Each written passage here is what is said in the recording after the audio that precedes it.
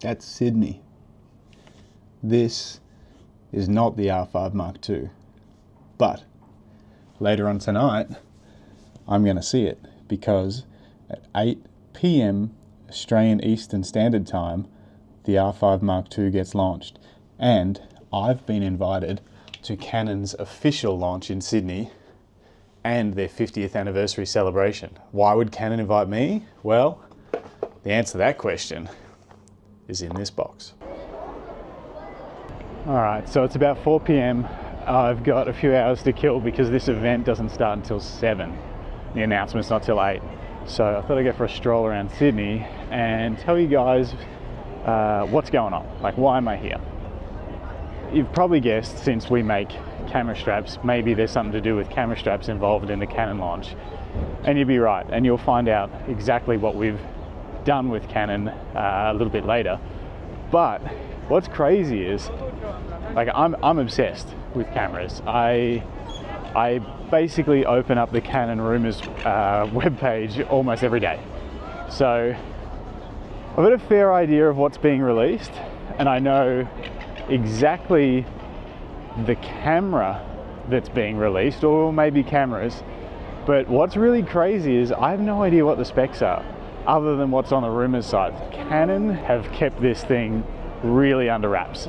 I'm a Canon R5 shooter myself, also shoot with an R3. I'm pretty sure they're launching the R1 tonight, even though they've already done the development announcement, but they're going to tell us the exact specs, I'm pretty sure. That's based on the Rumors sites. They're announcing the R5 Mark II, but I have no idea what the specs are. The question is, what specs do I want to see in the new R5 Mark II? Because for the last few years, I've actually used the R3 a lot more than the R5 for action and like hybrid sports coverage. Oh, check out this boat, it's huge. It's not really a boat, I guess it's a ship, but you know what I mean. And look, that's that little bridge and the funny sailboat shaped building. Anyway, what was I saying? Yeah, so the R3 has become my main camera, and that's primarily because of the autofocus performance, and I didn't really need 45 megapixel. 24 was enough. I do like having the extra megapixels when I have it, but the autofocus performance of the R3 and a few other little ergonomic features made it my main camera. Here's my wish list. I don't really care about the eye control autofocus, although I've used it a few times. It does work, but I actually really love, I don't know what it's called. It's like the little touchscreen autofocus button that you can like roll your thumb over and it does the autofocus point. That thing is awesome, and that should be on every high-end camera, and I really hope it's on the R5 Mark II. Next thing, stacked sensor so that we can shoot in electronic shutter for sports more. It's not, look, the R5 is not bad, but the R3 is awesome. I don't need 40 frames a second, 30 would be fine, and even 20, honestly, for what I do, would be totally fine. What else do I want? Looking at this thing, oh, the what is it? The switch between video and stills. It has to be like a manual switch. None of this press the mode button then press the info button. I just want to switch. And that switch on the R3 where it's like right here would be good. Something like that. Not over the other side, so I have to do it with the other hand. I want to do it with one hand, like here somewhere. And this is where I want the little touchpad thing to be. Better video performance, like with oversampling in the higher frame rates. I don't know if it's possible, but 4K 120 oversampled rather than pixel binned. That means they take the full sensor readout and then downsample it to 4K, so it's really, really crisp, as opposed to just ditching some of the pixels like they do now. That would be great in 4K 120. Maybe sound recording in 4K 120.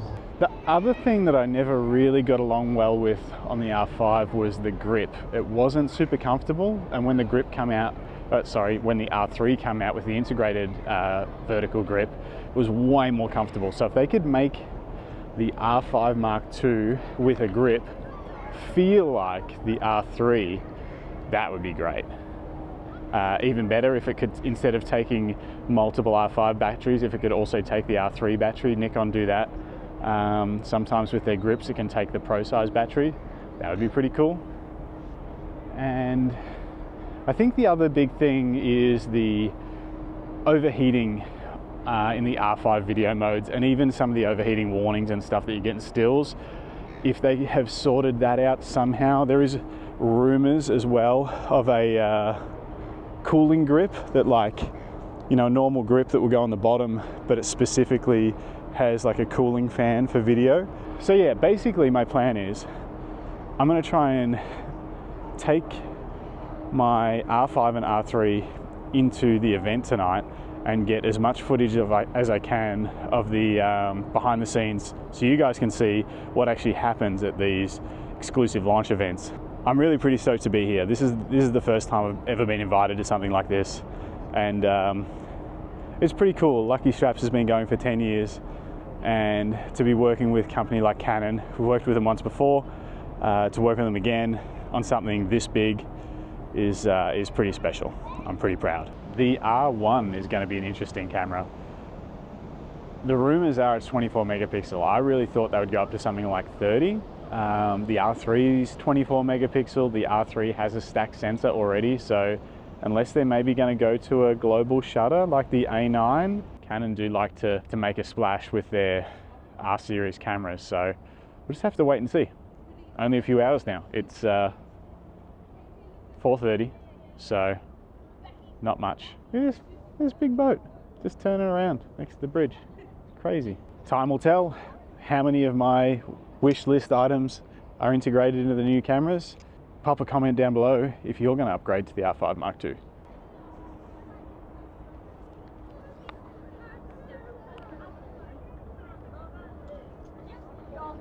This is so cool. Does anyone else's hotel rooms end up looking like this?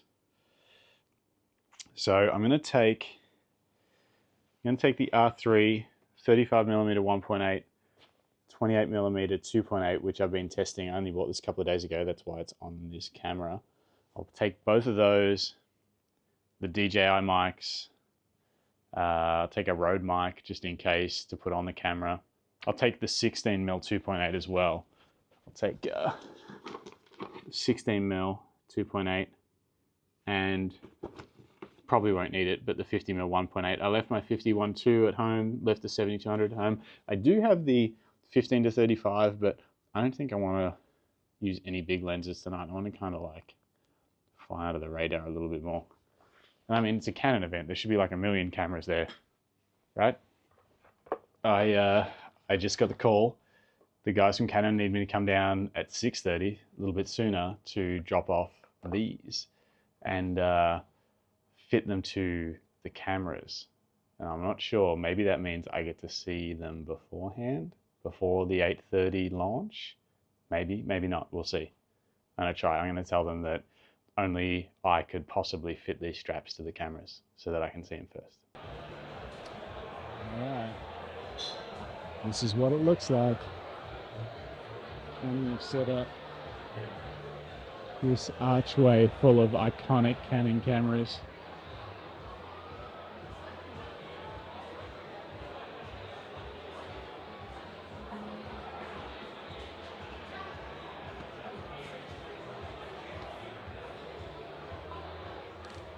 Oh, I wanted one of these so badly, but I couldn't afford it. From our retail partners, our professional industry that we have here, the community that we've got here tonight.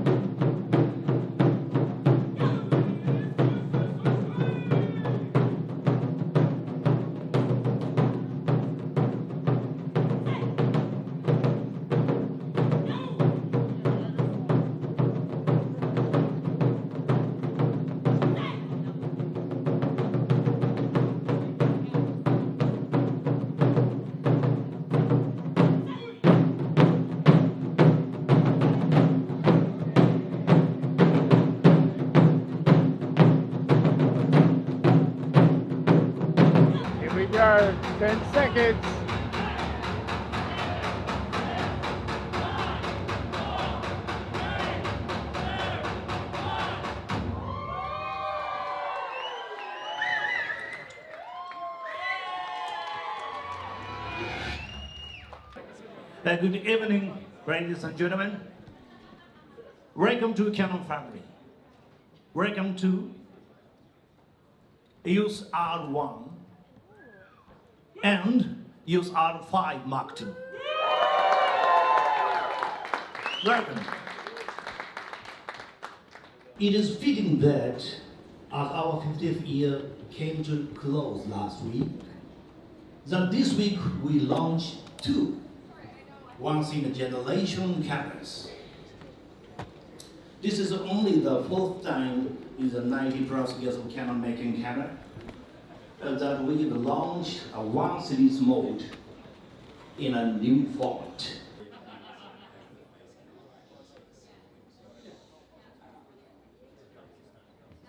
Australian-made strap. Right. Now the team at Lucky Straps, they're based in Bendigo in Victoria. They've pulled this together and it's absolutely brilliant. I think Justin Castles, you're here. Here he is over there. Thank you very much, Justin. Also, we have a design, a special feature design on the strap from Kentaro Yoshida. And he is a local Japanese artist. Kentaro, can you put your hand up? Excellent, thank you very much. And a special mention will go to Will Glabio, who produced, directed and shot some of the footage you're about to see. So enjoy and I'll be back in a moment.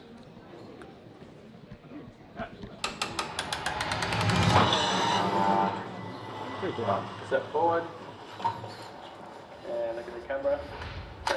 Hi, I'm Kentaro Yoshida. I'm an illustrator from Japan. I've been living in Sydney for 20 years. I used to love Japanese, like a manga or Japanese comic. When I moved here, drawing always helped me communicating with the people, so that was pretty helpful. Inspiration for the work I did for the Canon was the space was quite narrow and small, so I wanted to show some of the motif I always draw. And I also wanted to just show some sort of like a movement in that like really narrow space. So I chose wave for my motif.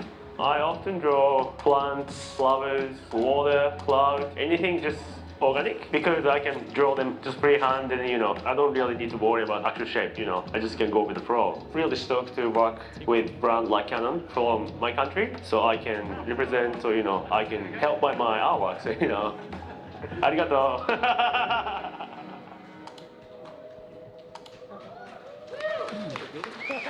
Excellent, thanks Justin, Kentaro and Will. So, Thank you. the first 1,000 R5 Mark IIs will have this Lucky Straps strap in the box, so there'll be some very lucky people.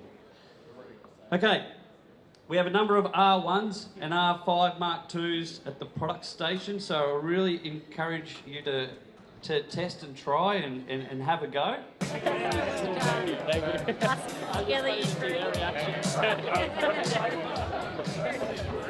Oh! Yeah. Is it good? No, it's good, that's good. Yeah. That was great. Oh, thank you.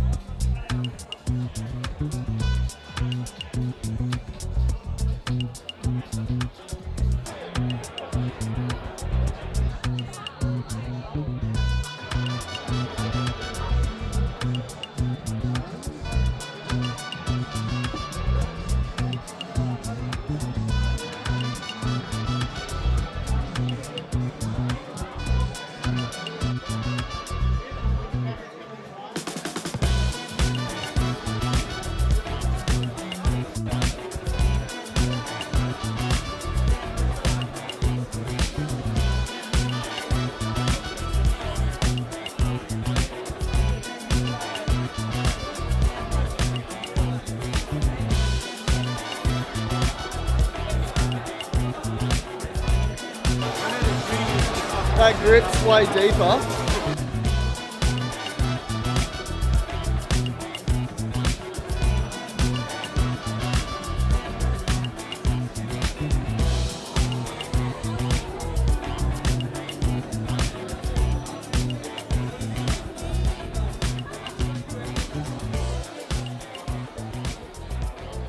Well, that's it.